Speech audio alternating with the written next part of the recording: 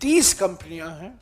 इन 4 साल में 335 करोड़ रुपया चंदा बीजेपी को मिला है।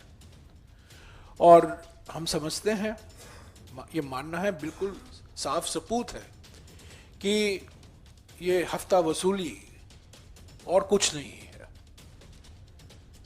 कुछ ऐसी कंपनियां हैं जो 2018 के पहले कभी बीजेपी पार्टी को चंदा नहीं दी थी। 2018 के बाद उन्होंने चंदा देना शुरू किया। 2018-19 और 2020-23 वित्तीय वर्षों में, इन 4 वर्षों में करीब 30 निजी कंपनियों के खिलाफ ईडी की कार्रवाई की शुरुआत हुई, सीबीआई की जांच की शुरुआत हुई, इनकम टैक्स की जांच की शुरुआत हुई। करीब 30 कंपनियां हैं। इसके नाम भी इलेक्शन कमीशन के वेबसाइट में मौजूद हैं, आप देख सकते हैं। ये प्रकाशित भी हुआ है कुछ कंपनियों के नाम। 30 कंपनियां हैं जिनके खिलाफ ईडी, सीबीआई और इनकम टैक्स छोड़े गए हैं। और इनसे इन 4 सालों में बीजेपी पार्टी को 335 करोड़ रुपया चंदा मिला है।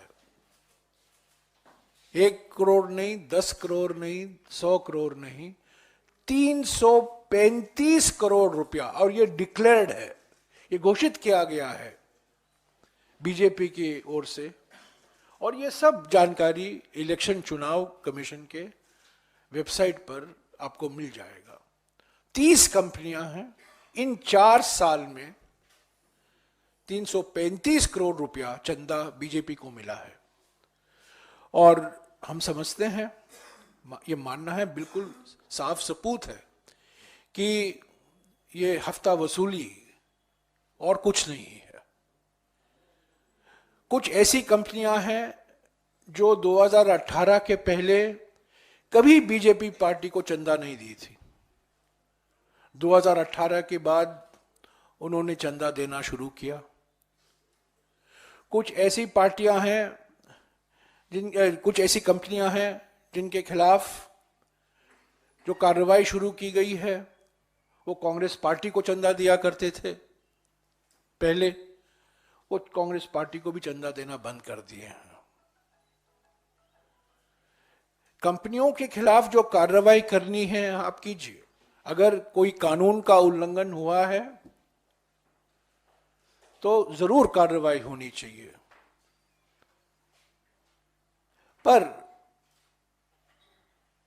धमकी देकर, ईडी के द्वारा धमकी देकर, सीबीआई के द्वारा धमकी देकर और इनकम टैक्स के द्वारा धमकी देकर उन्हीं कंपनियों से, उन्हीं निजी कंपनियों से चंदा देना, मैं समझता हूं ये बिल्कुल साफ दर्शाता है कि मूल मकसद क्या था। ईडी, सीबीआई और इनकम टैक्स की जांच का मूल मकसद यही था, हफ्ता वसूली। ये ब्लैकमेल की राजनीति का एक मिसाल है। तो हमारे ओर से हमारे महासचिव संगठन ने वित्त मंत्री को लिखा है कि ये बिल्कुल नामुमकिन है। हालांकि मोदी है तो मुमकिन है। ऐसे ही जो कारनामे होते हैं इन्हीं के कार्यकाल में हुआ है। कभी किसी राजनीतिक दल का खाता बंद नहीं हुआ है, किसी पर इनकम टैक्स का नोटिस इतनी भारी मात्रा में नहीं आया है, और इस तरह किसी निजी कंपनियों के खिलाफ कार्रवाई नहीं की गई है ताकि उनसे आप चंदा हासिल करें। तो हमने इसकी जांच की मांग की है।